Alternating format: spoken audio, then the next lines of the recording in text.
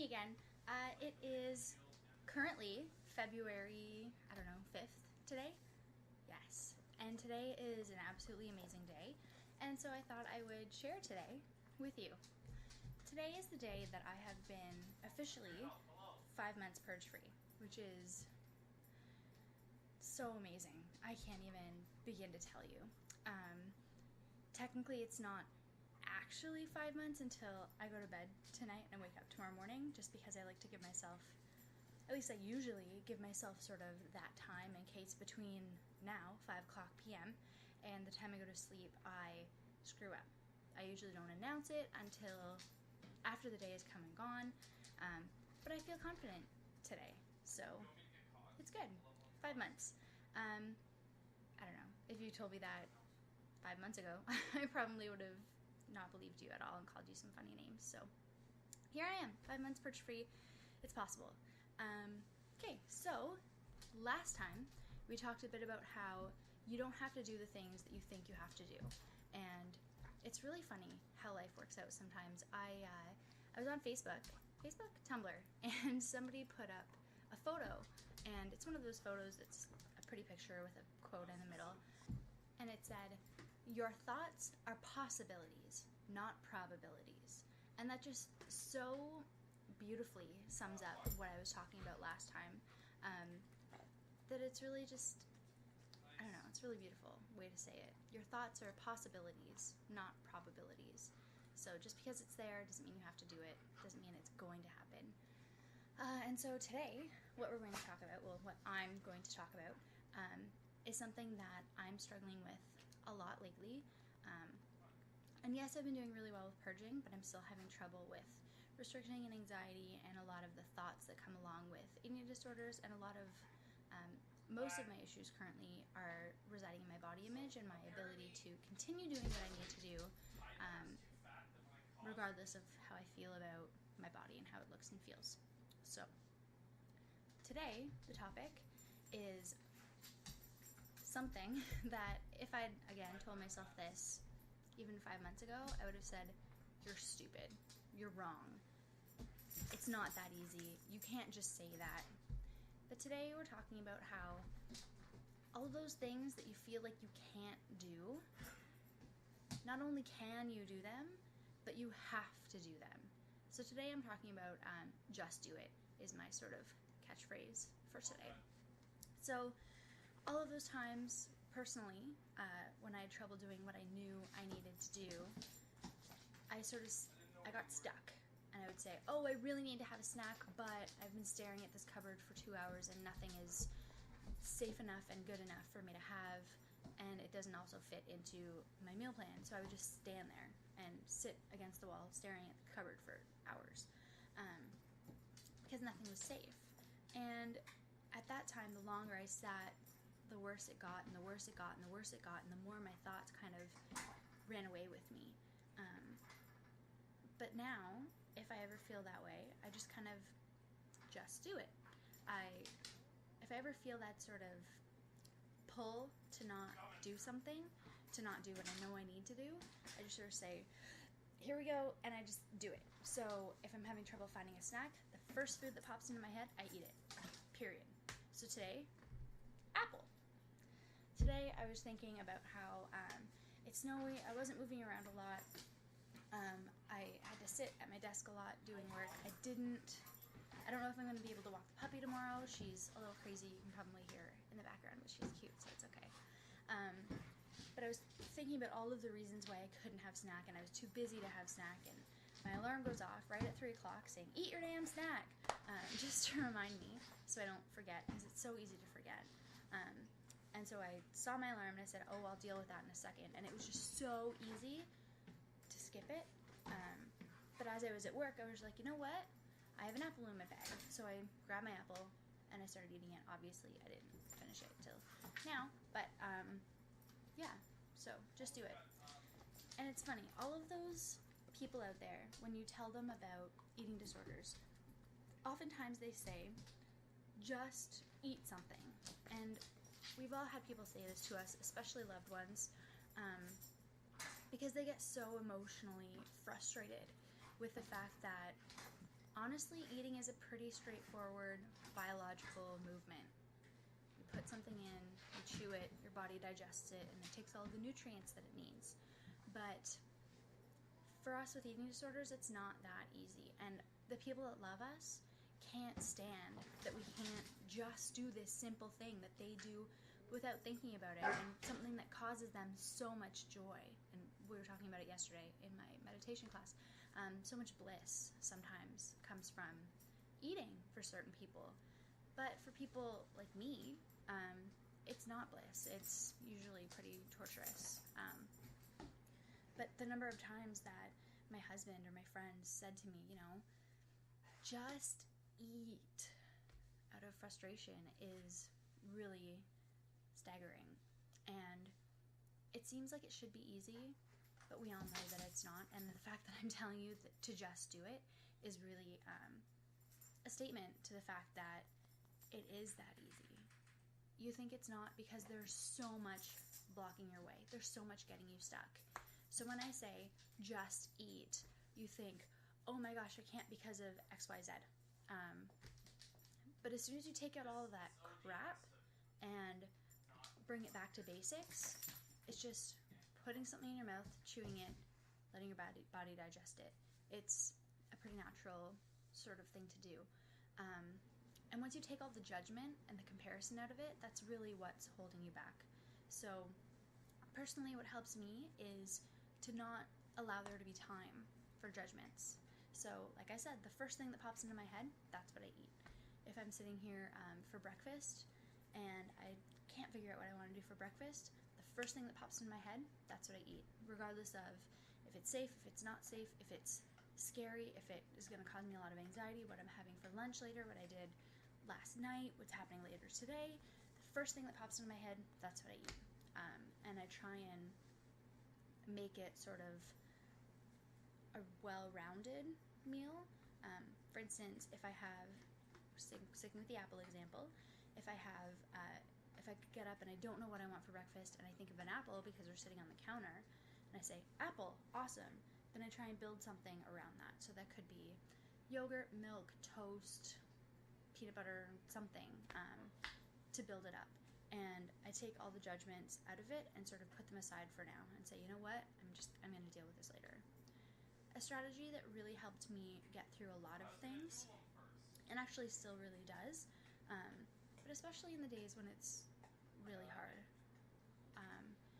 is when you're coming up to a mealtime, generally there's a lot of anxiety around that. You think, again, of all the things that you could have, should have, would have done previously, all the things you have to do and can't get out of later, all of the threats to your sanity that are attacking you that can only be solved by reducing your food intake. All of those things, they sort of tend to flood you around, usually for me, about an hour, half an hour before it's time to eat, and then again through the meal, and probably about a half hour afterwards as well. So for me, all of these things, all of these thoughts, all of these things that say, you can't eat today, you can't eat lunch today, you have to worry about this, you have to worry about that, you can't have a snack today, you can't have your dessert with your lunch today, you need to justify every bite that goes into your face. Those are the days that I say, you know what, yes, I can skip my lunch today, yes, I can do this, but I'm going to move it, I'm going to push it back, and I'm going to face these thoughts at dinner time. And so I sort of take my experience away from my thoughts, one sort of meal or one sort of setting at a time. So if I'm having trouble getting breakfast in, I say, you know what, all of these thoughts, I'm going to deal with them at lunchtime. And then lunchtime rolls around, you say, okay, all of these thoughts, I'm going to deal with them at dinner time. And you just continuously postpone things. And yes, you catch up with them, but then you just keep pushing it until it's just a little bit weaker, which is kind of nice. So you're just giving yourself some space to breathe and think and just react naturally. Your disorder is going to have a lot to do with how you even think in terms of food and, whoa, that's bright. A lot to do with how you think in terms of food and everything that you do, obviously. And for me to say to you, just eat, just don't purge. Just don't weigh yourself. Just wear clothes that fit. Don't worry about the size. To say all of these things, all of the justs that people say will cure us, they're so hard. And by saying that we need to do it, it's not me being bigoted or saying, look at me up here on Recovery Mountain. I'm going to make you better. All you have to do is just do it. It's not about that. I know how hard it is for everything that you do in a day. I know how hard it is. Every bite, every second, every spoon, every breath sometimes. I know how hard that is because I've lived it for years and years and years. But now that I'm a little bit further away from it, and by no means am I saying that I'm better. I'm not. I'm doing a lot better, but I'm not better. There's two very different things. When you see my videos, it's because I'm having a strong day, or I feel at my strongest emotionally, and I want to share that with you, and I have thoughts and feelings and sort of strategies that I want to share with you about how I've gotten through the last little while, or how I've been able to cope, really. But it's not all princesses and rainbows and unicorns and stuff. It's really hard. So I'm not saying it's easy, so just go and do it already. I'm saying that all of those things telling you you can't and that you shouldn't, those are all the things you need to take a look at really deep down and say, you know what? Maybe I can, and maybe I should. And when you do, you'll slowly be chipping away at your eating disorder's power until, hopefully, anyways, eventually, it won't have any more power or any more say, and your life will be your own again. And lately, I've been kind of struggling with this a little bit, mostly because I find myself really easily triggered. Not in terms of, straight up triggered. I was about to say not in terms of wanting to have behaviors or anything, but yeah, straight up, unadulterated, triggered. Based on my body image and the people around me and the things that they're doing and the things that they say, I get really triggered and really defensive really easily. And I'm trying to sort of lessen that because I know it'll be better for my overall well-being. But for instance, my husband completely innocently the other day said, "You're a heavy walker." Okay? So I sort of brushed it off and said, "It's the shoes that I'm wearing. Don't be mean," or whatever. But then a couple of days later, he says the same thing. He says, "You know, you're a heavy walker." And I had to actually tell him to please be very careful about what he says. And he knows how I'm affected by these things. But I had to tell him to be very careful about what he was saying because it was really hurting me. And it was really making me very angry and making it very hard for me to keep my thoughts focused on life instead of eating disorder life. So sometimes our loved ones will need reminding. Try to be nice about it. I don't think I was very nice about it, just because I was so raw at the time. But for instance, the other day I was at work and some dude decided they weren't eating lunch, whatever. Obviously my inner critic sort of started screaming at me and why was I different and why did I need to eat lunch and blah blah blah. And then there's someone else that I work with who's currently on a pretty crazy diet. I'm not asking him about it because I don't want to know, and I know it'll just send me into a frenzy. But I know that he's on a diet. Everybody knows, and I've heard him talk about weight that he's lost or whatever, and I'm sort of stewing over here in my own little corner being so angry about all of this weight that I've gained. But I had to eat my lunch, and it was so hard. Years and years ago, when I was sort of at the height of my sickness, sort of the first relapse time, my husband, we weren't even dating. I think we may have been dating at the time, but it was early days, so about like 5-6 years ago.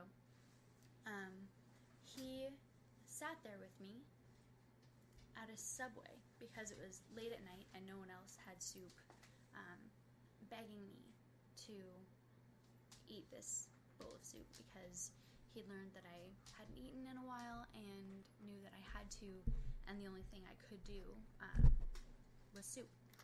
And the only place that had soup was Subway. And I cried and I cried and I cried, and I picked away at it, and it was bad. Anyways, it was just bad. And here I was, 5-6 years later, faced with the same sort of feeling. It was so impossible to put this soup in my mouth. It was, looking back, pretty ridiculous, actually. But at the time, it was impossible. It was soup and crackers, really, and some other stuff. But this was the main part of it that I'd started with.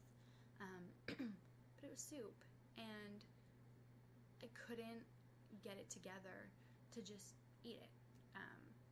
So I started sort of slowly trying, and the more I tried, the more anxious I got, and the more I kept thinking, so I kept trying to divert my thoughts. And there was me and 2 other guys at the table. One of the guys was on a pretty crazy diet. He was eating something that actually was really triggering for me, just because it wasn't proper quantities or nutritional value or anything. It was pretty pathetic, and I told him that I thought so. But anyways, so here I was sitting and trying to divert my thoughts and keeping conversation so that I could not think about this giant bowl of soup in front of me that I had to eat, that I couldn't eat. And so I sort of put in some strategies that my therapist gave me recently, which, by the way, are so helpful. Listen to them. They have good strategies. Anyways, her strategy for me was to engage the front part of my mind, to pull my thoughts out of the back part of my mind. So there's 2 parts of your brain. There's kind of the back animalistic brain, and then the temporal sort of thinking human brain. And when you're feeling really anxious and really scared, your animalistic brain is firing like crazy. And so you want to try and bring your thoughts from that animalistic place into a more logical thinking place. But of course, you can't just jump there, because if we could all think logically about everything eating disorder, we wouldn't be sick. So it has to happen slowly and situation by situation. So something to do that, to force your logical brain to think, is to force it to do little exercises. Spell things backwards is something that's really hard for me sometimes. It doesn't have to be a big word, just pick a random word. The other day I was having peanut butter on an English muffin, and I was feeling really anxious, and so I started spelling peanut backwards and butter backwards and muffin backwards, just to sort of bring my thoughts out of the animalistic place and bring them into a more sort of thinking, logical, calm, able to control myself place. So I started thinking about different words that I could spell backwards, and I was spelling them in my head. And the guys were talking at the table. I was trying to spell these words in my head, and I was trying to eat at the same time, and it wasn't happening, because the more that I thought about spelling things backwards, the better I was feeling, and the more I was able to eat. But then as they were talking, my thoughts came back and pulled my brain back into that animalistic part. And so it wasn't working at all, and I didn't know what to do, because I had to eat this soup, and I had to eat the rest of my lunch, and I just had to, because that's what you do when you're in recovery, is you eat lunches, because they're a good meal to eat. Sorry, tangent. Anyways, so I involved the guys that I was sitting with, and I said to them what if they had spelling bees backwards? And I tried to pull them into this conversation, and they were not having it at all. They didn't want to play along and try and spell things backwards, but that's okay, because I was. So I was picking random words. So I think in my soup there was carrots or something. So I was like, carrot, how do you spell carrot backwards? And they were just like, I don't know. You're weird. But I just kind of kept going with it. And eventually I made it through. So even though I was feeling like the soup was an insurmountable task at the time, I made it through, because I didn't divert myself. I didn't say, screw this, I'm over. I didn't sit there and stare at it for an hour until it was time to go back to work. I didn't get angry at it and make it the soup's fault. I didn't get angry at myself and make it my fault. I didn't get angry at anybody. It was nobody's fault. It just sort of, at that time, it was just really hard for me to do because my mind was putting up all of these blocks. But sort of slowly, I chipped away at them, and I was able to just do what I needed to do. So yeah, that's kind of today. You can do it, basically. I don't really know what else to say about this, and I have a feeling I've been talking for a while. But yeah, if you are scared, don't worry about it. It'll be okay. And if you are thinking in your head, you're stupid, you're wrong, just do it, easy for her to say. All of these things that your critic says to you that's probably calling me pretty bad names right now, honestly. If I was watching it, I would be. Just try it. And next time someone says, just eat, say, you know what? You're right. I'm going to just eat this meal right now. I'm going to just not weigh myself just for today. Give it a shot. Eventually, you're going to just be eating 3 meals a day, 2 snacks a day, every day. You're going to be just not weighing yourself every day, every other day, every week, every month. Currently, I weigh myself once every 2 or 3 weeks, depending, and then my psychiatrist weighs me as well. And you're going to be saying to yourself, I'm going to just not purge this once, this day, this every other day, this week, this month. 5 months later, you're going to be sitting here and so glad that you decided to just do it. So that's kind of my little message to all of you from your future selves. Thankful that you've chosen to take a step, be brave, and just do that thing that scares you. Because it doesn't have any power unless you give it power. It doesn't have any strength unless you funnel it your strength. So take your strength back, take your power back, and decide that no, this soup will not be the boss of me. This cookie will not be the boss of me. This toilet bowl will not be the boss of me. This scale is not the boss of me. You are the boss of you. You are the creator of your own destiny. And I believe in you. If I can do it, you can do it. And together, we can all make this disorder a better experience for ourselves. Because I don't know if it'll ever go away, but I know that my life is so much better now than it was 5 months ago. As scared as I am, and as anxious as I am, and as honestly just hopeless as I am sometimes, there are moments of strength, and you've thankfully been here to witness them. So I'm gonna go now. My puppy is going a little crazy. I think she has a sock, which she's not supposed to have. But anyways, I hope everybody is doing well, and yeah, stay strong. Take care.